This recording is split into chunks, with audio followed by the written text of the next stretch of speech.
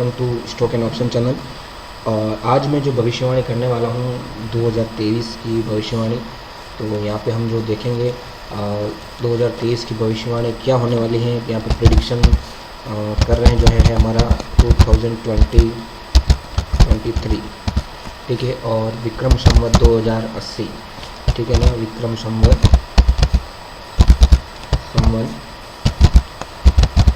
2080 के ठीक है ना। तो ये हमारी भविष्यवाणी इस बार होने वाली है। तो सबसे पहले मैं इंडिया के बारे में बात करूँगा, फिर मैं थोड़ा बहुत आपको ग्लोबल के बारे में बताऊँगा और स्टॉक मार्केट के बारे में बताऊँगा और नेचुरल चीज़ें क्या होने वाली है, कुछ ऐसा घटनाएँ घटने वाली हैं। तो सबसे बड़ी भविष्यवाणी में अगर आपको मैं बताऊँ तो इंडिया के बारे में सबसे पहले अगर इंडिया हम देखें तो इंडिया में पॉलिटिकल डिस्ट्रीब्यूशन बहुत ज़्यादा बिगड़ने वाला है, ये याद रखिएगा 2023 में। और ऐसे मामला दिख रहा है, अभी आपको देख सकते हो जो राहुल गांधी का एक स्टेटमेंट कोर्ट ने जो सही है, वो मामला बहुत तेज़ी से बढ़ेगा, मुझे ऐसा लगता है, क्योंकि मैं जो देखा हूँ, कैलकुलेशन किया हूँ, इसकी वजह से पॉलिटिकल डिस्टर्बेंस बहुत ज़्यादा होने के चांसेस हैं लोग पार्टी। लेकिन हाँ, ये याद रखिएगा बीजेपी को इससे ज़्यादा कोई फिलहाल नुकसान नहीं होगा, क्योंकि अभी बीजेपी का जो कुछ टाइम तक, अगर मैं बोलूँ, जो गुरु चांडाल दोष चल रहा है अक्टूबर तक, इसमें थोड़ा सा सरकार के ऊपर मतलब गवर्नमेंट के अंदर कुछ नुकसान तो नहीं होगा, लेकिन देश के अंदर कुछ न कुछ ऐसी ताकत खड़ी होगी जो कहीं डिस्टर्बेंस क्रिएट करने की सिचुएशन बनेगी, ठीक है। और उसी के आधार पे मतलब ये ऐसा लगता है मुझे। और पॉलिटिकली जो है मामला बहुत गर्म रहने वाला 2023 अच्छा खासा, और वेदर के हिसाब से भी 2023 अच्छा खासा बहुत ज़्यादा गर्म ईयर रहने वाला इस बार, ठीक है। इसीलिए दोनों साइड से पॉलिटिकली भी गर्म है और मतलब वेदर वाइज भी दोनों साइड से 2023 काफ़ी गर्म वेदर है। सेकंड चीज़ यहाँ पे जो अगर आप देखते हो कि हाँ, बीजेपी 2024 में प्रधानमंत्री का चुनाव, ये याद रखिएगा नरेंद्र मोदी को 2023 में कोई नहीं हराने वाला है, चाहे विपक्ष कितना भी इकट्ठा हो जाए। ये मैं आपको गारंटी डंके की चोट में कहता हूँ कि 2023 में, क्योंकि मोदी की कुंडली और मजबूत होने वाली है 2024 में। जो करना है कांग्रेस वाले को वो 23 में कर सकते हैं, उसके बाद बीजेपी की और मोदी जी की कुंडली में जो टाइम पीरियड आ रहा है वो गोल्डन मतलब और स्ट्रॉन्ग टाइम पीरियड आ रहा है, जो बीजेपी को हराने के लिए बहुत टफ हो जाएगा कांग्रेस को, और कांग्रेस मुश्किल से उनको हटा पाएगी। राहुल गांधी के लिए कुछ लोगों ने मुझे पूछा था कि प्राइम मिनिस्टर बन सकते हैं। मैं राहुल गांधी की कुंडली देखने का मुझे नहीं लगता कि राहुल गांधी कभी इंडिया के प्राइम मिनिस्टर बनेंगे, ठीक है। फिर कोई एक बन जाता है, एक सरप्राइजिंग होगा, बट मुझे उनके पूरे बहुमत के साथ कांग्रेस अगर चुनाव कभी भविष्य में भी जीतती है इन फ्यूचर कहीं राहुल गांधी के होते हैं, तो मुझे नहीं लगता है कि वो कोई भी प्राइम मिनिस्टर इंडिया के बन पाएंगे। इंडिया के प्राइम मिनिस्टर राहुल गांधी का बनना मुश्किल है, ठीक है। अगर आपको एक क्वेश्चन था पूछा था मुझे, तो मैं उसका जवाब दे रहा हूँ, मैंने कुंडली देखी है, उनमें कोई ऐसे बड़े योग नहीं है कि वो प्राइम मिनिस्टर बन जाए, ठीक है। फिर शायद कुछ और हो तो देखते हैं। सेकंड चीज़ मैं आपको बताऊंगा, कोई इंडिया में बड़ा नेचुरल डिज़ास्टर हो सकता है, ठीक है ना। इंडिया में एक नेचुरल प्राकृतिक आपदा किसी एरिया में आ सकती है, और प्राकृतिक आपदा के साथ साथ कुछ ऐसी घटनाएं घट सकती है जो पहले नहीं घटी हैं, कुछ अनप्रेडिक्टेबल चीज़ें यहाँ पे होने की इस बार संभावना है, ठीक है। और टाइम पीरियड थोड़ा अच्छा नहीं है, एटलीस्ट आप देख सकते हो कि अक्टूबर तक ये टाइम पीरियड थोड़ा बैड है, उसके बाद थोड़ा पॉजिटिव हो जाएगा, तो ये नहीं है। और कांग्रेस के लिए तो टाइम पीरियड इतना ठीक ठाक कह सकते हैं हम, इसका एवरेज टाइम पीरियड कहूँगा इस बार कांग्रेस के लिए 2023, not much good, not much bad. और एक जन ने मुझे ये भी पूछा था कि आप पार्टी में अरविंद केजरीवाल का प्रधानमंत्री हो जाना, नहीं, प्रधानमंत्री हो अभी अरविंद केजरीवाल का टाइम है, मुझे नहीं लगता वो प्रधानमंत्री हो, तो 2025 आते हुए 2025 आते हुए अरविंद केजरीवाल की पार्टी भी ऑलमोस्ट एंडिंग की ओर बढ़ेगी, उनकी पार्टी खात्मा होने के चांसेस भी, क्योंकि उनके जो झूठे वादे लोग ऑलमोस्ट समझ आएंगे, क्योंकि वो लोगों को जो गुमराह करते हैं, ठीक है, क्योंकि सनी महाराज उनको सज़ा देंगे अभी देखिएगा, ठीक है। जो अभी चल रहा है तो वो मुश्किल लगता है मुझे, क्योंकि उनकी पार्टी में जो अभी चल रहा है डिस्टर्बेंस और बढ़ेगा, और आते आते 2025 तक उनकी पार्टी इतनी बड़ी पार्टी जो एक्सपेक्ट कर रहे हैं वो नहीं हो पाएगी, ठीक है। क्योंकि उसमें क्या होता है कि किसी चीज़ का एक सिद्धांत होता है, किसी की विचारधारा होती है। कांग्रेस अपनी आइडियोलॉजी के साथ चलती है, बीजेपी अपनी आइडियोलॉजी के साथ चलती है। जो पार्टी अपनी आइडियोलॉजी को छोड़ती है उसकी के साथ पनिशमेंट ग्रह देते हैं, ये मेरा मानना है, ठीक है ना। क्योंकि क्या होता है, कोई भी चीज़ बनती है तो उसके पीछे एक आइडियोलॉजी होती है, और उसमें ग्रह उसका वजन होता है, क्योंकि जिसमें वो ग्रह उस चीज़ के लिए उस कुंडली में वो निमित होकर वो कुंडली बनी थी, उसी के अकॉर्डिंग वो पार्टी बनी थी। जब उसमें कुंडली का जो बनी थी तो वो योग वहाँ पे मजबूत था। अब वो योग से अगर आप हट के कोई काम कर रहे हो तो वो योग फिर आपको कहीं ना कहीं डिस्टर्ब करता है, ऐसा होता है कुंडली के अंदर।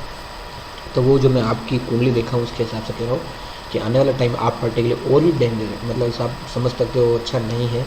इसलिए अगर केजरीवाल कम से कम बोलें और अच्छे काम करें तो बेटर है उनके लिए, अगर उनको पार्टी मतलब पॉलिटिक्स में लॉन्ग टर्म चलना है तो। ठीक है, सेकंड चीज़ मैं बताऊंगा, अब चलता हूँ, मैं नेचुरल डिज़ास्टर बता चुका हूँ।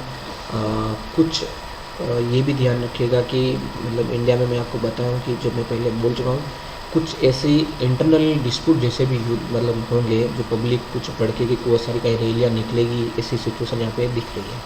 ठीक है, बड़ी बड़ी रैलियाँ मतलब किसी चीज़ के कोई मुद्दा बना के वापस यहाँ पे कोई माहौल ख़राब करने जैसे सिचुएशन बन सकते हैं। मतलब विदेशी जो ताकतें हैं जो इंडिया को बदनाम करने लगती है वो यहाँ पे इंटरफेयर करती हुई आपको दिखाई देगी। ठीक है, ये प्रोसेस यहाँ पे है। अब चलता हूँ मैं स्टॉक मार्केट के आसपास। ठीक है, तो स्टॉक मार्केट में 2000 इंडिया में 2023 में मार्केट का जो लो लेवल आपको 15,500 के आसपास निफ्टी का दिखेगा मुझे।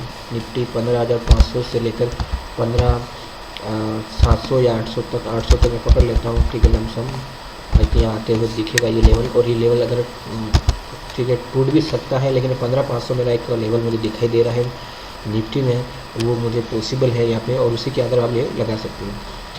गोल्ड की प्राइस अगर बात करूँ तो गोल्ड की प्राइस मुझे यहाँ पे 65,000, ठीक है ना, ये जो मैं बताया हूँ 15,500 निफ्टी के लिए बताया हूँ।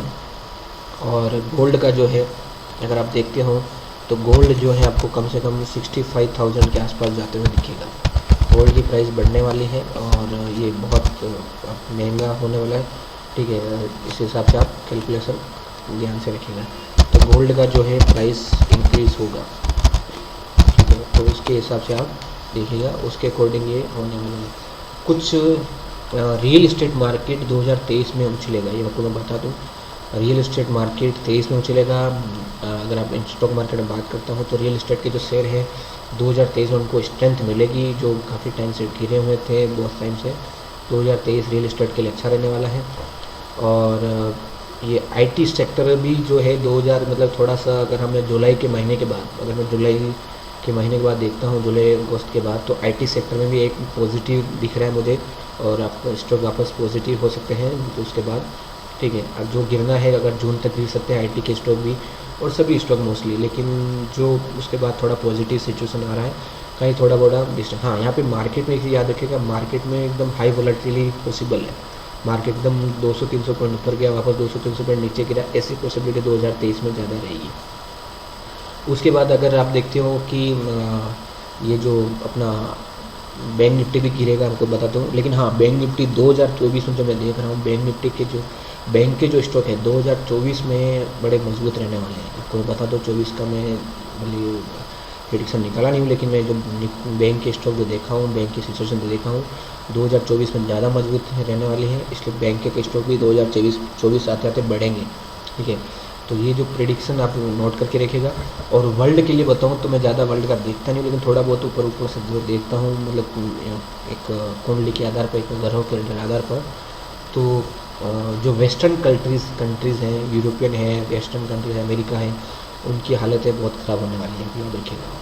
ठीक है, बहुत ज़्यादा। और एक कोई ऐसे, हाँ, एक मैं ये भी देखा था कि कोई एक नए वायरस की उत्पत्ति पॉसिबल है, ये आप याद रखिएगा। कोई नया वायरस आ सकता है वापस 2023 में, जो आपको मजाक लगेगा, लेकिन ऐसा है कोई। अगर उसका इम्पैक्ट इतना ज़्यादा नहीं रहेगा जितना कोरोना जैसा, बट वो एक नया वायरस यहाँ पे जनरेट होगा, क्योंकि कोरोना जितना इम्पैक्ट मुझे नहीं लगता कोई दूसरा वायरस फिलहाल 23 में करेगा, लेकिन एक नया वायरस पॉसिबल है होगा। और क्योंकि ये जो वायरस है ये नॉट लाइक नेचुरल, ये कोई आर्टिफिशियल होगा, मतलब कोई कंट्री एक दूसरी कंट्री के खिलाफ यूज़ करने के लिए करेगा, और क्योंकि माहौल ख़राब करने के लिए। तो यूरोप और अमेरिका की हालतें थोड़ी टाइट रहने वाली हैं, क्योंकि फाइनेंशियली उनकी इकोनॉमी कमज़ोर पड़ेगी, जबकि 2023 में इंडिया की इकोनॉमी स्टेबल रहेगी। मतलब स्टेबल बोलूँ तो मतलब अमेरिका और यूरोप से ज़्यादा अच्छी रहेगी। मतलब इतना नहीं बोलूँगा कि उनकी इंडिया की इकोनॉमी भी डाउन होगी, बट अगर आप कंपेयर करते हो कि अगर आप यूरोप और इसका अमेरिका के साथ, तो हम उनसे थोड़ा मजबूत रहेंगे। ठीक है, चाइना थोड़ा मजबूत रहने वाला, कोई भी बता दूँ, चाइना की इकोनॉमी मजबूत रहने वाली है। ठीक है ना, चाइना एकदम फॉल नहीं लग रहा इस बार। ठीक है, चाइना कुछ उल्टा सीधा भी कर सकता है, ये भी दिख रहा है। ठीक है ना, तो थोड़ा ये 23 थोड़ा आपको संभल कर रखना। ये थी 2023 की भविष्यवाणी। कैसी लगी, कैसा लगा वीडियो। अगर आपको अच्छा लगा तो इसको ज़्यादा से ज़्यादा ज़रूर शेयर कीजिएगा। और है ना 2022 में मैंने भविष्यवाणी की थी बिटकॉइन की, जो लोग देखे होंगे वीडियो देख लेना ज़रूर, आपको मज़ा आ जाएगा। क्या भविष्यवाणी की थी वैसी भविष्यवाणी इस बार किया हूँ। तो वीडियो को ज़रूर लाइक कीजिएगा और धन्यवाद।